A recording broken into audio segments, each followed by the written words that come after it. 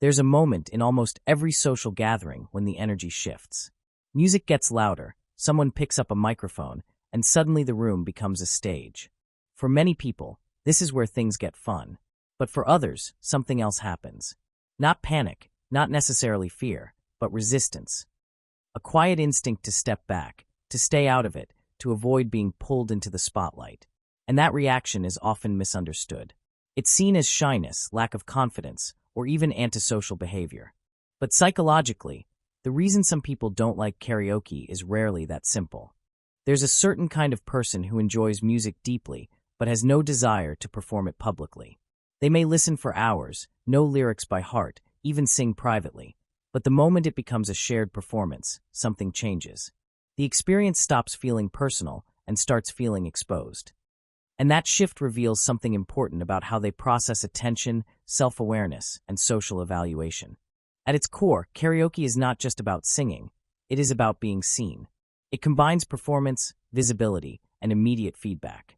For many people, this creates excitement. But for others, it activates a heightened awareness of being observed. This is not always anxiety in the traditional sense. It is a form of cognitive monitoring. The individual becomes more aware of how they sound, how they look, and how they might be perceived. Instead of losing themselves in the moment, they become more self-focused. This increased self-awareness changes the experience entirely. Singing is no longer just singing, it becomes evaluation. Each note, each movement, each reaction from others is processed in real time. For individuals who are naturally more introspective or self-monitoring, this can feel mentally exhausting rather than enjoyable. The brain shifts from expression to analysis, and that shift removes the sense of ease that karaoke is supposed to create. Another important factor is the relationship with control. Karaoke introduces unpredictability. The music, the audience, the performance itself, all involve variables that cannot be fully managed. People who prefer structured environments or predictable outcomes may find this uncomfortable. It is not that they cannot handle unpredictability. It is that they do not seek it in situations that are meant to be relaxing. What others experience as spontaneous fun, they experience as a loss of control over how they are perceived. There is also a strong connection to social evaluation sensitivity. Karaoke places individuals in a position where they are temporarily the focus of attention. Even in supportive environments, this attention can feel intense. People who are more sensitive to evaluation, whether positive or negative, may find this uncomfortable. It is not just about fear of judgment. It is about the awareness that they are being interpreted. Every reaction from the audience carries meaning, and that meaning is processed internally. Interestingly, this does not mean these individuals lack confidence. In many cases, they may be confident in other areas of life, work, conversation, decision-making. But confidence is context-dependent. Being confident in structured or familiar environments does not automatically translate to comfort in performative situations. Karaoke requires a different kind of confidence, one that involves letting go of control and accepting imperfection publicly. Not everyone values that form of expression. There is also a distinction between private and public expression. People who do not like karaoke often have a strong preference for private expression. They may enjoy singing alone, where there is no audience and no pressure to perform. In that setting, the experience remains internal. It is about feeling, not presenting. When that same activity becomes public, it shifts from expression to communication. And for some individuals, that shift changes the purpose of the activity entirely. Another psychological trait involved is a preference for authenticity over performance. Karaoke, by nature, involves a degree of exaggeration. It is not just about singing accurately. It is about entertaining, engaging, and sometimes performing in a way that is intentionally dramatic. For individuals who value authenticity in a more controlled or subtle form, this can feel unnatural. They may not want to amplify themselves for the sake of entertainment. There is also a cognitive aspect related to attention. Karaoke environments are often loud, dynamic, and socially dense. Multiple stimuli, music, conversation, movement, compete for attention at the same time. For individuals who are more sensitive to overstimulation, this environment can be draining. Adding performance on top of that increases the cognitive load. Instead of feeling energized, they feel overwhelmed. Past experiences can also shape this preference.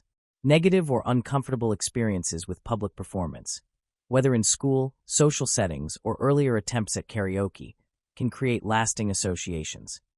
The brain remembers the emotional tone of those experiences and uses it to predict future outcomes.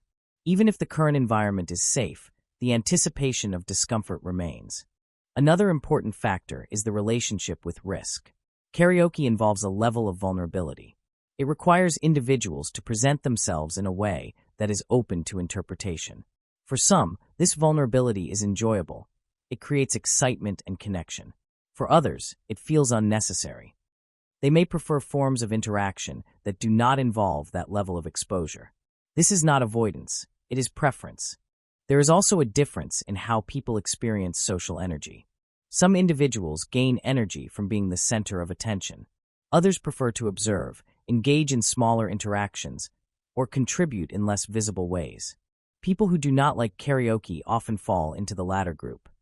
They are not disengaged, they are simply participating differently. Their comfort comes from interaction, not performance. From a behavioral perspective, the lack of positive reinforcement plays a key role. If an activity does not produce a rewarding emotional response, it is unlikely to be repeated. For individuals who do not enjoy karaoke, the experience does not create a strong sense of reward. Without that reinforcement, the behavior does not become appealing over time. There is also a subtle identity component. Over time, people develop a sense of what fits them. Some see themselves as expressive and performative. Others see themselves as reflective and reserved. Karaoke aligns more naturally with the first group. For the second group, it can feel inconsistent with their self-image. This does not mean they cannot do it. It means it does not feel natural. Interestingly, people who avoid karaoke often find other ways to connect socially.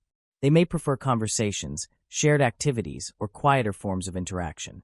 Their social engagement is not reduced, it is redirected. Instead of participating in high-visibility activities, they engage in ways that feel more aligned with their personality.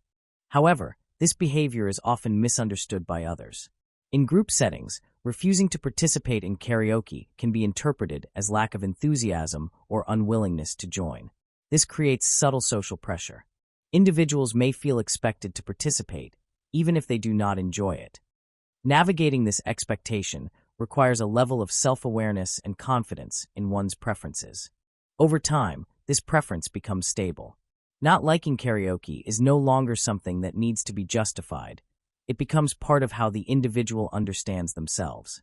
They know what environments feel natural and which ones do not. This clarity reduces internal conflict, even if it occasionally creates external misunderstanding. Ultimately, people who do not like singing karaoke are not missing out on something. They are responding to how that experience interacts with their cognitive and emotional systems. Their behavior reflects a preference for control over unpredictability, for private expression over public performance, and for depth over visibility. And once you understand that, their refusal to pick up the microphone stops looking like hesitation. It starts looking like awareness. Because not every form of expression is meant to be shared out loud. And for some people, what they choose not to perform says just as much about them as what they do.